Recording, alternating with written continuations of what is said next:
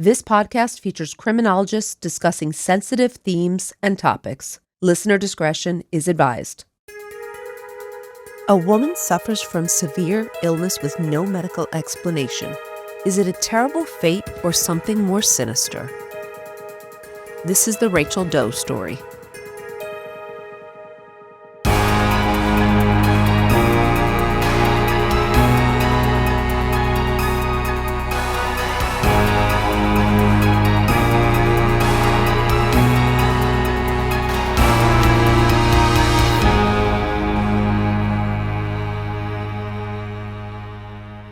Hey, Amy. Hello, Meghan. How are you today?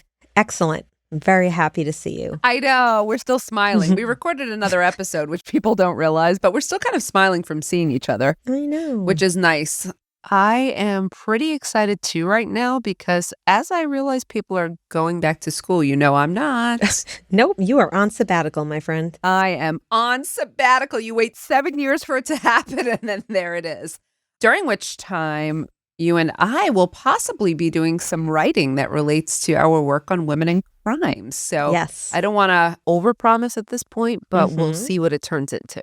Yes. And it would be in close proximity to our work on the podcast. So I hope that we can make that happen. I know that we're both extremely busy, but also this is definitely a passion project for us. So anyways, let's hope my sabbatical project comes to fruition. Right. Some project has to come to fruition. I'm so grateful to you as well. You took the reins while I was gone on maternity. You did such a great job. You did so much work. I hope I've thanked you enough. I probably have not, actually. So thank you with all the guest hosts you had. And it was a lot of work. So I really want to thank you, Amy, for doing that. And I want to say thank you to our listeners, many of whom, just so you know, emailed and messaged me to congratulate me on my daughter's arrival, which was so very nice. That is so and nice. so thoughtful.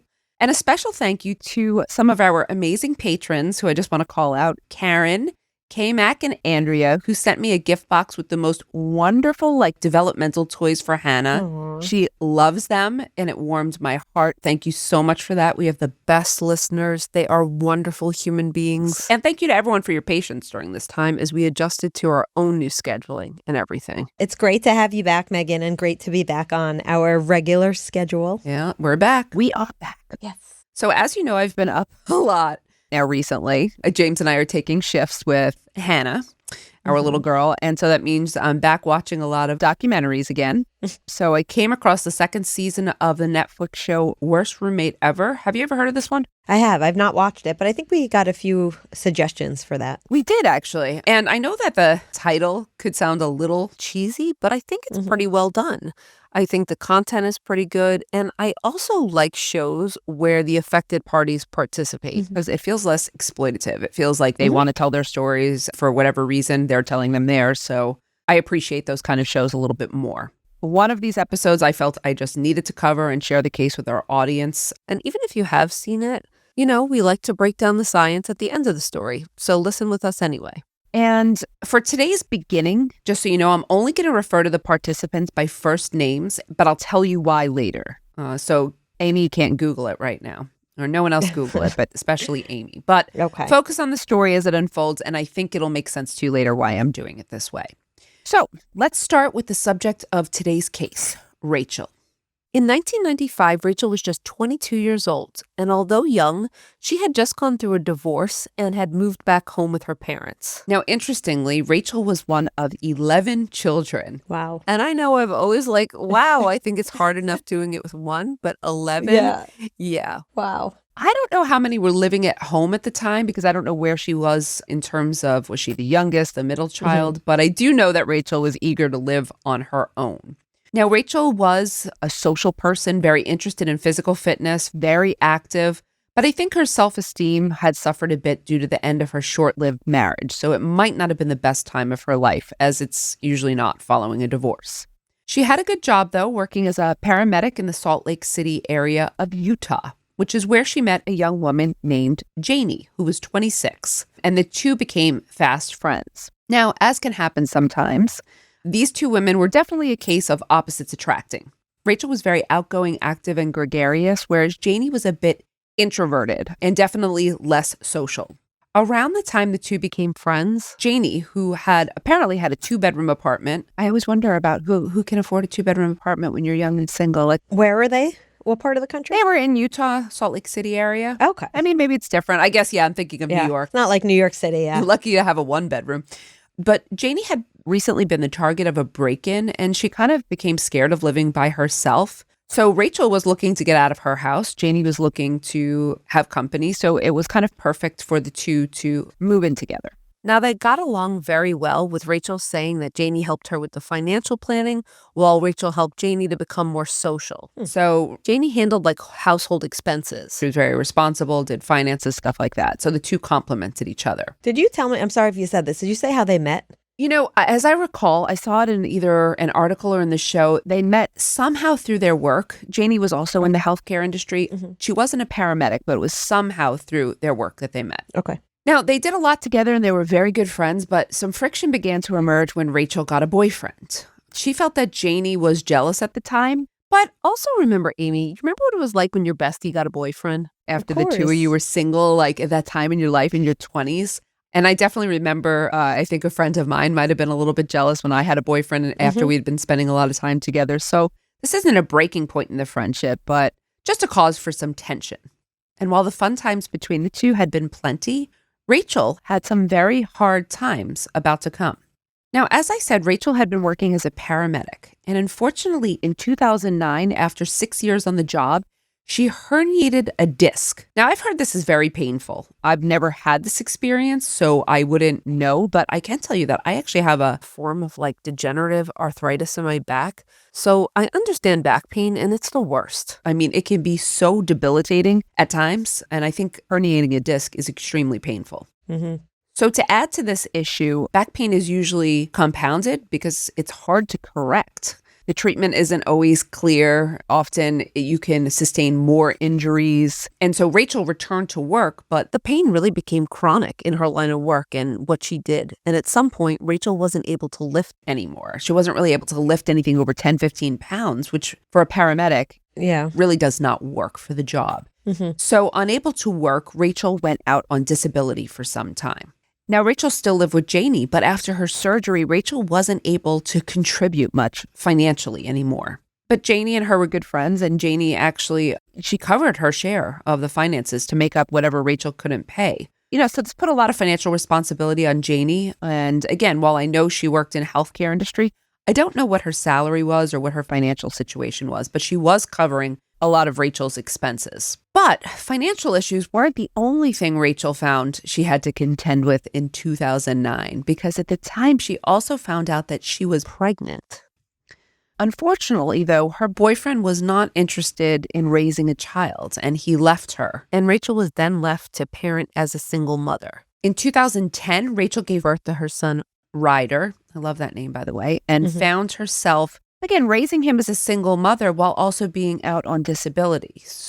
And still living with a roommate, Still living with Janie. But also to make matters a little bit more complicated, Ryder was nonverbal from a young age, and he was diagnosed with autism. So this was a lot for Rachel to handle on her own, especially as she had also herniated another disc during her delivery. Oh, no. Back issues are just compounded, is what I was saying. So she let it go for quite some time, the herniated disc, hoping that it would get better. But at one point, her doctor advised her that she was really going to be permanently disabled if she didn't address the injury. Yeah, it was getting serious. And unfortunately, addressing the injury would involve surgery. I have to tell you, I don't know about you, but back surgery is one of the most terrifying things to me because of the potential for how wrong it can go. And because any of the people I know anecdotally who have had back surgeries, it's never just one. No. There's usually more than one, multiple. I feel like it's very hard to properly recover. And also, I mean, because I listened to Dr. Death. Oh. You remember Dr. Death, the first? Of course I do. Yeah. Yes. Okay. So that really terrified me. But yes, that's the irrational part, probably. Anyway, Rachel opted for the surgery at her doctor's advice, and afterwards, she was really immobile, and the pain was a lot during her recovery, as you can imagine. But Rachel wasn't alone. Janie was there for her, and at this point, the pair had moved from Janie's old apartment to a house in Mill Creek, Utah. So probably more space, more room, in a home. Now, Janie wound up providing a lot of care for Ryder while Rachel had her surgery and recovery, but it became more of a full-time job than I think Janie had likely prepared for because, again, Ryder also had autism, so there was extra care and attention that was required for Ryder. Did Rachel have any family nearby, or she really just had Jamie as support? I don't know much about Rachel's family. There were some family members nearby, but it did not seem like they were totally active. She has a relationship with her father. Her mother had passed away, and I will say her father moved at some point. So he wasn't nearby, but I don't know how many of her siblings might have been local and what kind of care they could provide. But I don't know what their family situation was, anything like that. But I don't have much information about her family. It's a fair question, though. And also, Ryder really needed full-time care. So what happened is that Rachel and Janie applied for Janie to become a full-time caretaker. Oh. And she would receive compensation from the state for her work with Ryder to help offset her time and any of her own lost work opportunities. This has kind of been an option that I've seen. It might have been an option before, but I've noticed it in the last 10 years. It's been advertised more that you can apply to be a caretaker. It's such a great policy. I guess I'm assuming it's through the state. Yeah, it is. Yeah. And I agree that it's a good policy as well. I randomly noticed it last time I was in New York City. They were advertising it a bunch on subways about if you're a caregiver, you could apply. And I think that's such good policy. Yeah, I have to agree. Yeah, I've only noticed it in the last few years myself. Now, Rachel seemed a bit jealous of Janie at this time because of the relationship Janie had formed with Ryder and with the community at Ryder's school. So the teachers, the other parents, the community really knew Janie as Ryder's caretaker and not Rachel because Janie was the one who was really present. Nonetheless, Janie was really good with Ryder and continued to care for him as Rachel really needed the help. And that was good because between Ryder's 5th and 8th birthdays, Rachel underwent 7 more back surgeries. Wow, poor thing. Yeah, this is a lot of surgeries. And then she hurt her neck. So then she had to have surgeries on her neck, which required a lot more hospital time and a lot of pain medication. So her injuries are compounding here. Now, you can see some of these at some point, not now, but Rachel took pictures. It's in the documentary, in the show as well. Rachel took pictures of herself in the hospital a lot to document the experiences. She posted a lot of these pictures online. So you can kind of see her journey in that regard. So she remained active on what social media was available at the time, really like Facebook. And Janie, it seemed, took on more of the finances, caring for Ryder, and now helping to care for Rachel as well. Is she still working full-time as well? No, I don't believe she was working Okay. full-time anymore. She might have still been working part-time, but really full-time, she was caring for Rachel and Ryder now. Okay. But while things seemed to be falling into a new normal, Rachel got an awful surprise one afternoon while going through the mail. Rachel opened a letter that was addressed to her. It was a letter of notice that Janie was suing her for custody of Ryder. So this is the story. Janie had grown concerned over Rachel's apparent use of pain medications and her lack of mobility, and she believed that they were affecting Rachel's ability to care for Ryder, and she had taken on pretty much all of the care, or a lion's share of the care of Ryder. I think she felt that she was a more suitable guardian at the time. Now, in accordance with the suit, Janie had filed a protective order so that Rachel couldn't simply abscond with Ryder, which I don't know if that's commonplace, but it might be. But it meant that a very weakened Rachel would have to find another residence while the courts decided what the next step would be in this case. And Janie never approached Rachel about this. It was just a surprise in the mail. Yes. That's bizarre. Yes, it was just a surprise. And according to Rachel, the relationship wasn't even strained at this point? They were still friends? Correct. Now, at this point, it's kind of hard to know what's really going on here. I wasn't in the inside. We're outsiders, so we don't know. But after meeting with Child Protective Services, because that's the order, the court found that Rachel's medication consumption was documented by doctors for her surgeries. And so she was re-awarded custody of Ryder. So he was returned to her 10 days later after an investigation. Now, Ryder and Rachel had nowhere to live. Like I said, her family, I don't know how geographically close they were. Her father had moved at this point. He was in a different state. Why she didn't relocate to the state with him, I don't know. However, she had no choice, she said at this point, but to move her and her son to a temporary home at a shelter. And while this was awful for Rachel, it was kind of catastrophic for Ryder. His whole life had been uprooted. He had a routine and he was very upset Also, he was very close with Janie. He loved Janie. He loved their home, his friends, and now he had lost everything, which was devastating for him. So when Janie called to see them 6 weeks later, Rachel agreed. Though she was angry with Janie, Ryder really missed her, and Rachel was trying to do something nice to help him get through this trying time because he was having such a hard time. Now, Janie was also devastated, having lost both Rachel and Ryder following her difficult decision to pursue custody of Ryder. And again, we don't know what was going on with her and how she came to this decision. She apologized to Rachel, though, and in a shocking move, she invited Rachel and Ryder to come back and live with her again. And Rachel accepted? I guess she's probably pretty desperate. Now, one might think that Rachel would immediately say no, but that wasn't the case. She's probably desperate, unfortunately. I mean, that's what she said. Also, I think Ryder was so comfortable and wanted to go home. So Rachel packed up her and Ryder's things and they moved back with Janie. And it looked as if though their lives were going to kind of all fall back to normal. However, Rachel would soon find herself with yet another medical challenge. She had yet another back surgery in 2019. These surgeries are really adding up, Amy. Again, this is my big fear. And they may have seemed excessive to someone outside looking in on the situation. But Rachel was in pain and new injuries to her back and neck kept requiring new surgeries. And this 2019 surgery made Rachel bedridden again, but this time really bedridden. Because I think at sometimes she was more mobile than others. For Janie, this now meant not just taking care of Ryder, but really taking care of Rachel more full time. But while Janie kept telling Rachel that her wounds from the surgery appeared normal and, she was showing signs of recovery, Rachel just said she didn't feel well. She felt otherwise. She said that her incisions hurt. She said that she had major swelling in her neck area. She complained that her trachea and her breathing were affected. In one of these instances, Rachel went to her doctor because Janie could not see anything wrong with the wounds, but Rachel felt something was very wrong. And the doctor told her that there was something wrong with her incisions. In fact, Rachel had MRSA. Do you know what MRSA is? Isn't that a very serious infection? Yes, a very serious staph infection. And it's generally resistant to antibiotics. Now, it's not totally surprising that Rachel had MRSA, though, because many people contract staph infections from hospitals. And Rachel had just been in the hospital, and Rachel had been in the hospital a lot.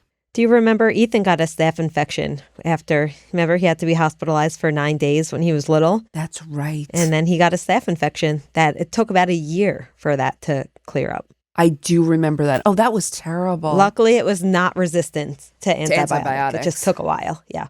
A long time. I do remember that now. Wow. Oh my gosh. Yeah. Well, unfortunately for Rachel, the treatments she received for the MRSA began to attack her white blood cells. And so she became very sick. She felt so awful that she began telling other people that she thought she was dying at this point. But just like that, she recovered and was able to return home. So she got very, very sick, but seemingly got better pretty quickly. Unfortunately, it wouldn't be long before a new medical issue would rear its head, though. On June 9th, 2019, Rachel was rushed to the hospital with a blood sugar level that had dropped to 13. Now, I had gestational diabetes, pregnant, and I was constantly testing my sugars. You probably remember. A few times it dropped too low. And when I say too low, I was in the 50s. So she had 13. I was at like 52, 54. So your average blood sugar is around 80 to 120, give or take. We all know what it's like to get a sugar kind of crash probably, but this was severe. Like the shaking, sweating, shortness of breath I had, I felt like I was going to pass out. I really felt so sick. It was totally scary. If you can imagine, if I was that kind of scared in the 50s, 13 is very serious. I'm assuming that's reaching fatal levels. Yes, it is. Absolutely. And while she recovered quickly, Rachel's sugar inexplicably dropped again just days later. And this time it was even more serious. She was hospitalized for 8 days. Yeah. The doctors could not figure out what was causing her sugar levels to drop. I think I'm starting to figure out what's causing her sugar levels to drop. But continue. You think so? Okay. Yeah, I think so. All right. Meanwhile, Janie was splitting her time between looking after Rachel at the hospital and being home to care for Ryder. But it was a lot. So Rachel's father came to Utah to help care for his daughter. As I said, her mother had passed away and her father had moved, I believe, to South Carolina, one of the Carolinas, so he was quite far. as we all would be, he was increasingly worried about Rachel. And so were her siblings, who, again, she did have a relationship with them, even if they were not able to care for her, or I don't know how geographically close they were. So over the next few months, Rachel would continuously be discharged, only to return to the hospital days later.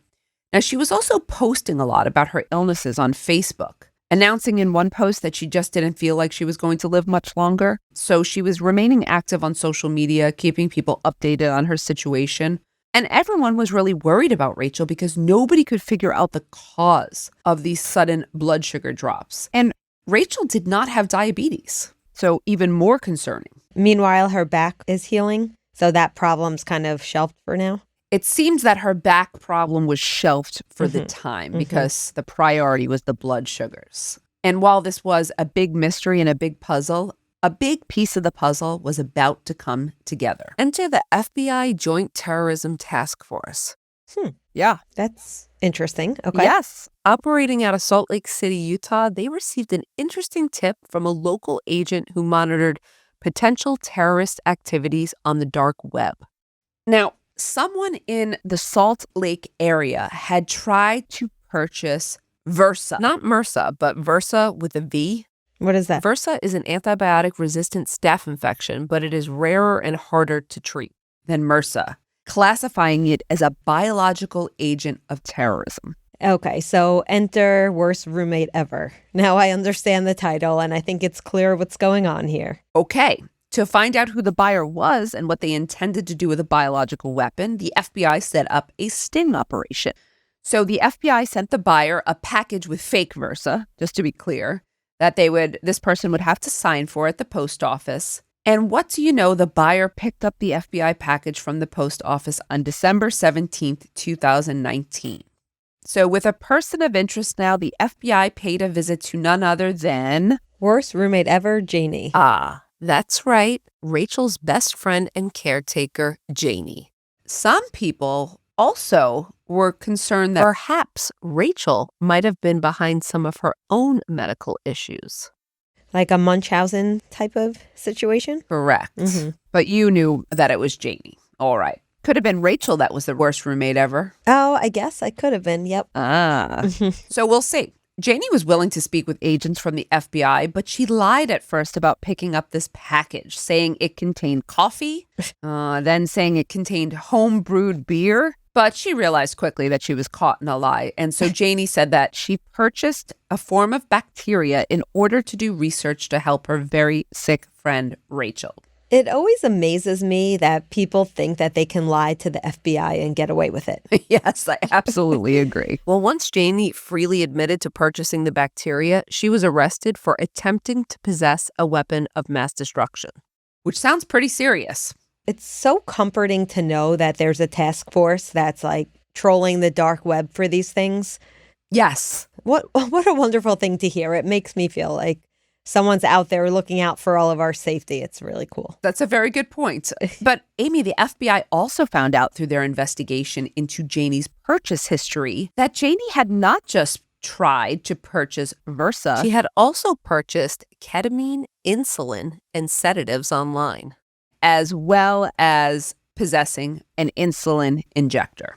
Okay, well, there we have the explanation for the low blood sugar. And now the agents had to inform the intended victim, Rachel, what was going on. Because she had no idea. So they went to Rachel and Janie's home, where Rachel was sleeping in bed in recovery from her most recent hospital stay. She was very surprised to see the FBI, as you might imagine. She was confused. And when they began asking her questions about Versa, MRSA, purchasing these packages, she was really getting anxious and upset and wanted to know what was going on, but they were holding off a little bit on telling her. They had questions about her medical conditions specifically. And when Rachel explained that Janie was her primary caregiver and had been in charge of administering her medications, everything became pretty clear. So it turned out that Janie hadn't been administering Rachel prescribed medication at all. She had been heavily sedating Rachel with ketamine and other sedatives and injecting her with insulin, causing her sugars to drop dangerously low.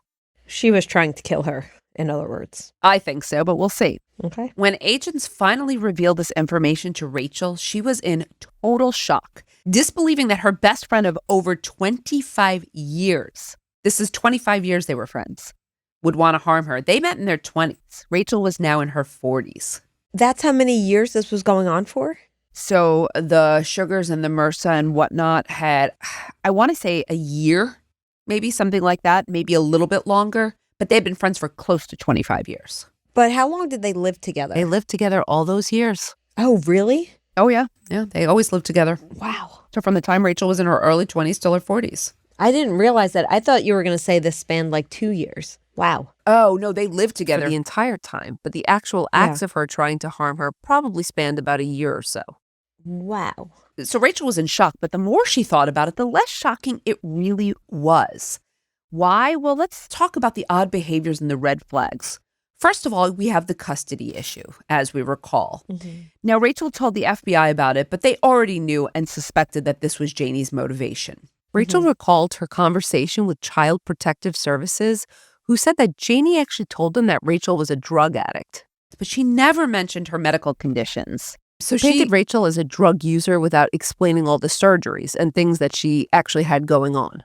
Now, Rachel had also recently told Janie that she and Ryder, she thought it was time for them to move to their own home. So Janie had asked Rachel if she would stay until Christmas, if they could celebrate Christmas together. This is 2019 and this was October. So Rachel had agreed to stay till Christmas. Apparently then, as you can imagine, time was probably running out for Janie. Now, Rachel also had a $500,000 life insurance policy for Ryder, so if anything happened to her, his guardian would receive the money. Now, in October of 2019, Rachel told Janie that she was changing Ryder's guardianship to a family member. So this also would have been a motivator. Motive, yeah. Rachel also realized that she might have inadvertently given Janie the idea for how to poison her. All along. You see, one night, Rachel and Janie were watching a true crime show, which they liked to watch together. This show, Rachel said, was about a nurse who killed her husband by poisoning him with muscle relaxers. Overdosing him without his knowledge. Rachel recalled telling Janie that this was really stupid since the medications would show up in the autopsy. She said it would be smarter to use something like insulin since it's natural to our bodies. So she actually gave her friend the idea. Yes, unbeknownst to her, she did. There were other red flags. Remember when I said Rachel may have been a bit jealous of Janie's presence at Ryder's school? Well, it was more like surprised. That Janie had allowed most people there to believe that she was Ryder's mother. So the motive for Janie's crime was seemingly long in the making. The sedatives and the blood sugar was over a couple of months, but it's unclear as to whether she actually gave Rachel MRSA. Oh, or if that was... Because Rachel did contract MRSA, but they don't know. So this, you asked about timing. This could have been a couple months to a year to, it's hard to know exactly how long she was actually harming Rachel. To no one's surprise, once Janie had been arrested and no longer had access to Rachel, Rachel's illnesses began to fade. There was no more blood sugar drops and Rachel began to recover. But what happened to Janie? Being charged with attempted murder, I hope? No. No? She was charged with aggravated abuse of a vulnerable adult. That's a second-degree felony. Attempted abuse of Vulnerable adult and attempted possession of a biological agent. Wow. Now, I listened to a podcast, Legally Speaking, and the prosecutor discussed why he couldn't charge her with attempted murder. And it was because in Utah, the law states, I guess, that the possession of a weapon is not enough to establish the attempt of a murder. Yeah, but didn't she actually administer the drugs? Yes, she administered the drugs. So they're saying they couldn't prove, though, even using the weapon. Was she using it to hurt Rachel? So the defense would have said that they were, that she was using it to debilitate Rachel, but not necessarily kill her because Rachel never died either. Oh, wow. Now, I think it's a stronger case for attempted murder, but I'm not the prosecutor, and I'm sure he knows the law a lot better than I do. Yep. In the indictment, just so you know, Rachel asked for her last name to be kept anonymous, which is why I respectfully chose the same route as well. Janie, however, is not anonymous. And for those of you who want to go down the Google rabbit hole, I mean, if you just look at worst roommate ever, you'll see it. But her full name is Jamie Lynn Ridd. And in the end, Janie Ridd took a plea deal in August of 2020. She pled guilty to attempted intentional abuse of a disabled or elder adult and the possession of a weapon of mass destruction, or the attempted possession. Okay. Now, she was given an open sentencing range. Get this, 1 to 20 years. So that means she's eligible for parole after 1 year? That's right. Wow. Now, we're not used to this anymore, remember, because our states don't have active parole. We have parole boards, Yeah. but they're only used for limited cases. But in Utah, the parole board is used for many more felony crimes. So when a parole board is in use, it means that, yeah, they have the ability to meet Wow. and deliberate and figure out whether or not Janie would be eligible after 1 year. That's quite a range. I think it's quite a range as well. And I have to tell you, there was an eerie phone recording played at the end of the episode of Worst Roommate Ever. It's a call that Janie made from jail, or she's on a phone call. I'm not sure with who, but she can be heard saying to the person on the other end the following: I know it's going to happen. I'm going to end up out of here. I'm going to find a way to get him away from her. He needs to come back to me now. Oh. This does not sound like someone who realizes their actions were wrong. And I would imagine if it's on a documentary, the parole board will be privy to that information as well. Well, unfortunately for the parole board, they paroled her in 2022. After serving just 2 years of her sentence. Oh, no. Okay. 2 years. Now, she's going to serve a long sentence on parole supervision in the community. But we can only hope that she keeps her distance from Rachel and Ryder. Who would now be 14 years old. And Rachel got full custody of Ryder and she made a full recovery? Yes, she made a full recovery. She says that she still has back pain, but that it's manageable now. And she made a full recovery from the blood sugar situation. Does Rachel talk at all about suing her in the civil courts? She did not mention it on there. And there's not a ton of research, just so you know, on this case. There was a couple articles. I'll cite my sources at the end, but not a lot. Okay, let's turn to discuss theory here. I want to briefly discuss victimization and offending. Rachel was Unfortunately, isolated by Janie, I think, making her a suitable target. for a motivated offender without any capable guardianship. Yep. When we discuss these three factors, we're looking at routine activities theory, which is usually explicable or usually explains crime rates in general, but people can become victims in the daily course of their routines when these three factors are present. Now, I know that we've covered routine activities theory recently. In a couple of cases, we've talked about how people can become susceptible to these crimes with these factors. But it doesn't explain, certainly, the motivations. So that's where routine activities kind of falls short. It just assumes that everyone's a motivated offender. Now, let's turn to Janie to talk about her motivations. Unfortunately, I didn't have information about Janie's background or her childhood, but I had a sneaking suspicion if I did, we'd see some red flags, not criminal behavior, but I think we'd see some things which we might have gotten a little hint. They said she was very introverted, but I think we'd see more like detached.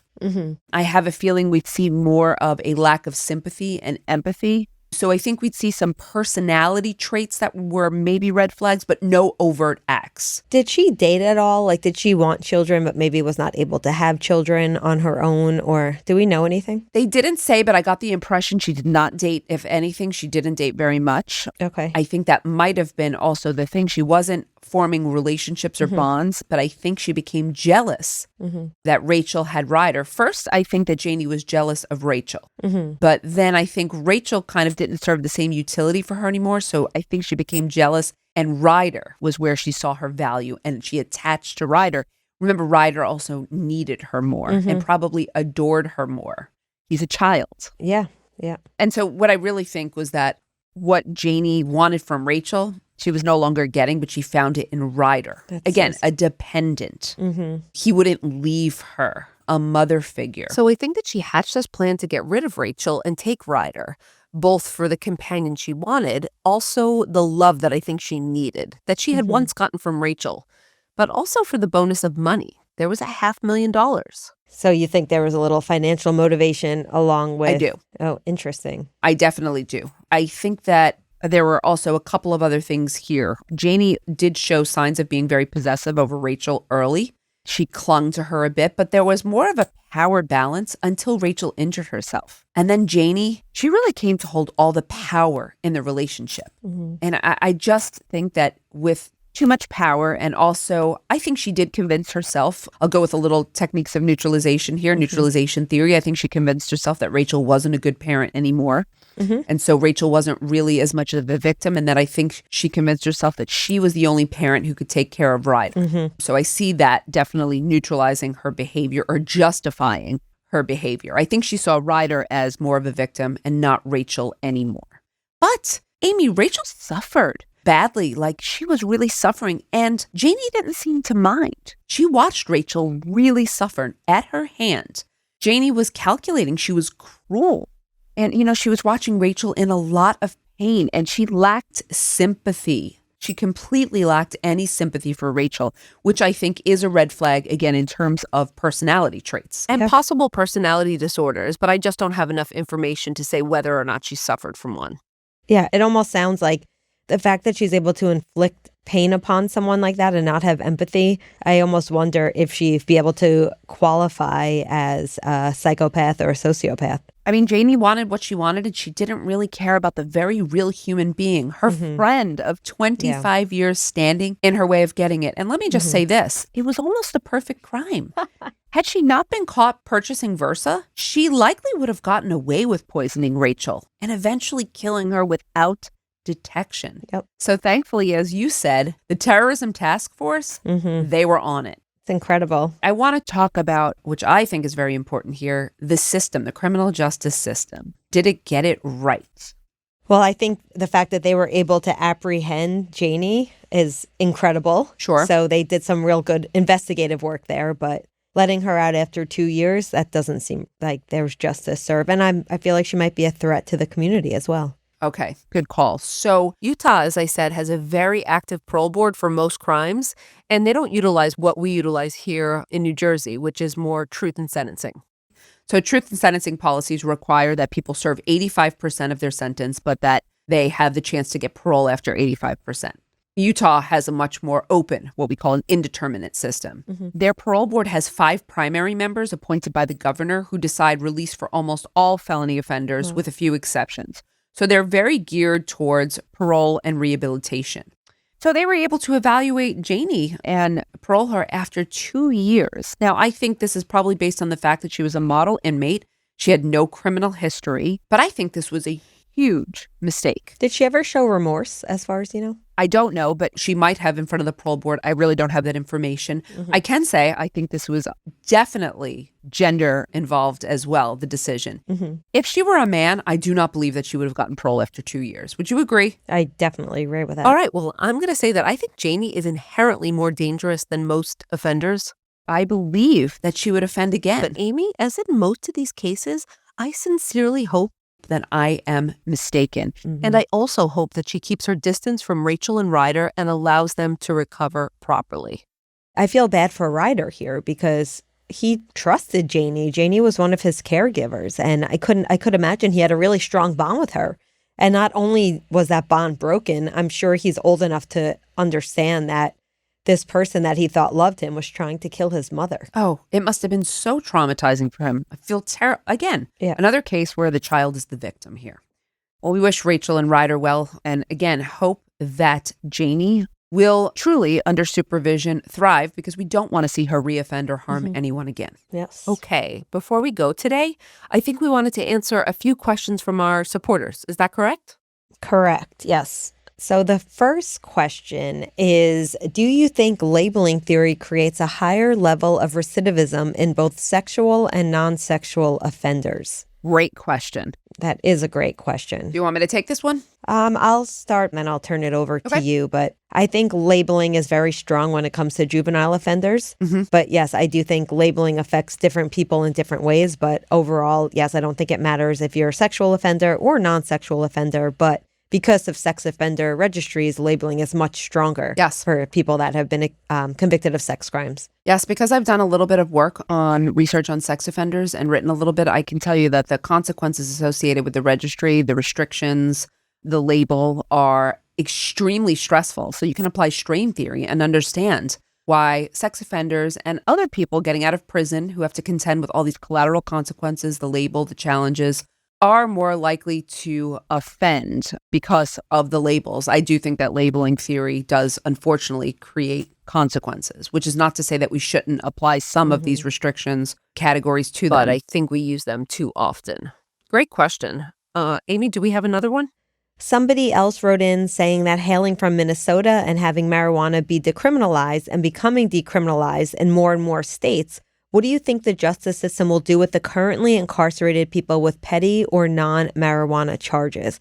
I think this is such an important question, and I don't even think policymakers have any idea what to do here. Yeah. I think if we're going to decriminalize marijuana, I think it's important to look at applying it retroactively. But then I also understand the other side of the coin, which is when the person committed the crime, marijuana was illegal.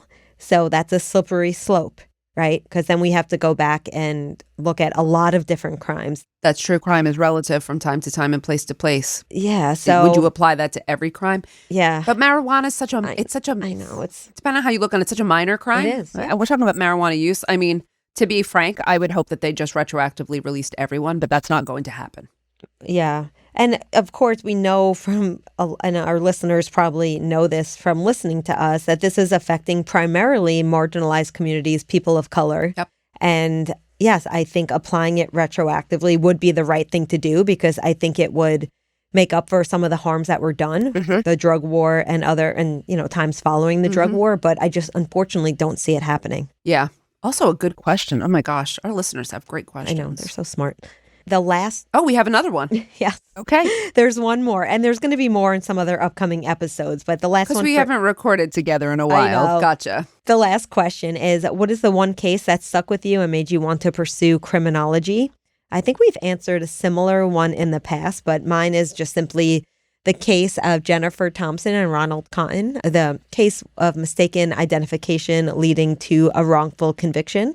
I think I heard about it maybe 60 Minutes, and it always stuck with me. If you're interested, go check out the episode on Jennifer Thompson. It is really an incredible story. We have a lot of cases that motivate us, that stick with us, but this person's actually asking motivated us to maybe pursue criminology. So might be my one of my first cases, which was Betty Broderick. Yep. That case I was always, I don't know why, fascinated with.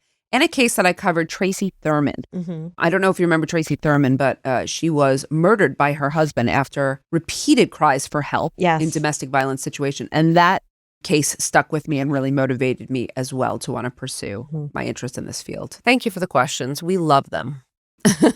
They always give us, pause to also think about critical issues. So we appreciate it. And thank you everyone for listening today. And we'll catch you next time on Women in Crime. Women in Crime is written and hosted by Meghan Sachs and Amy Shlosberg. Our producer is James Varga. Script editing is by Abagail Belcastro. Audio editing is by Siler Burr and Jose Alfonso. And music is by Desert Media. If you enjoy the show, please remember to follow and leave a review. You can also support the show through Patreon, where you can get access to additional ad-free content such as exclusive full-length episodes, lectures, a book club, and virtual happy hours with Meghan and Amy. For more information, visit patreon.com/womenandcrime. Sources for today's episode include the show Worst Roommate Ever, Season 2, Today.com, the Utah Attorney General's website, an interview for Legally Speaking podcast, and KUTV.com.